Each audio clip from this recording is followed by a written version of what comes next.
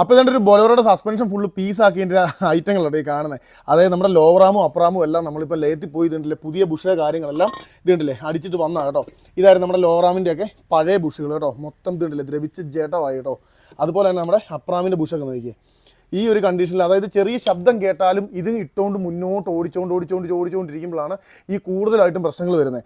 അപ്പോൾ അതിന് മുമ്പേ ചെറിയ ശബ്ദങ്ങൾ കേൾക്കുമ്പോൾ നമ്മൾ ഏത് ഭാഗത്തു നിന്നാണ് കണ്ടുപിടിച്ചിട്ട് അതാത് ഭാഗങ്ങളിൽ നല്ല അത്യാവശ്യം ബ്രാൻഡഡ് ആയിട്ടുള്ള ബുഷ് കാര്യങ്ങളെല്ലാം ലേത്തി കൊടുത്ത് നമ്മളത് അടിച്ച് കയറ്റി ഇടുവാണെങ്കിൽ ഈ പറഞ്ഞ സസ്പെൻഷൻ കംപ്ലൈൻറ്റോ കാര്യങ്ങളൊന്നും ബൊലോറയ്ക്ക് വരികയില്ല. ഇപ്പോൾ പൊതുവെ ഒരുപാട് പേര് പറയുന്നുണ്ട് ബൊലോറയ്ക്ക് മൊത്തം സസ്പെൻഷൻ കംപ്ലൈൻറ്റ് 50,000 കിലോമീറ്റർ ഓടത്തുള്ളൂ എന്നൊക്കെ. അങ്ങനൊന്നും അല്ല. നല്ല രീതിയിൽ അടിപൊളിയായിട്ട് പണിതിട്ട് കഴിഞ്ഞാൽ ഈ സാധനം ഒരു കോപ്പും പോകത്തില്ല.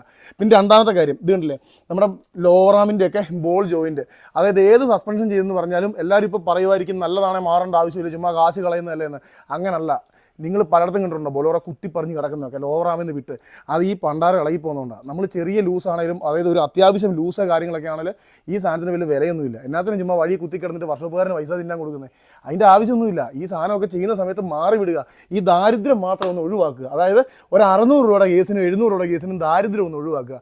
അങ്ങനെയാണെങ്കിൽ ഈ പറഞ്ഞ പണികളൊന്നും ഈ ഒരു വണ്ടിക്ക് വരത്തില്ല. ഇതുണ്ടല്ലോ നമ്മുടെ ബാലൻസ് റാഡിൻ്റെ കട്ട് ബുഷ്, ഇതുണ്ടല്ലേ റബ്ബറാണ്. ഈ സാധനമൊക്കെ ചുമ്മാ ഇത്തെ കിടന്ന് ദ്രവിച്ച് മെറ്റലുമായിട്ട് ഇതുണ്ടല്ലേ ഇടിച്ചിടിച്ചിടിച്ച് ചതഞ്ഞ ഒരു പരുവാകും കേട്ടോ. പെട്ടെന്ന് ബാലൻസ് റാഡിയും പരിപാടിയും എല്ലാം അങ്ങ് തുടങ്ങും.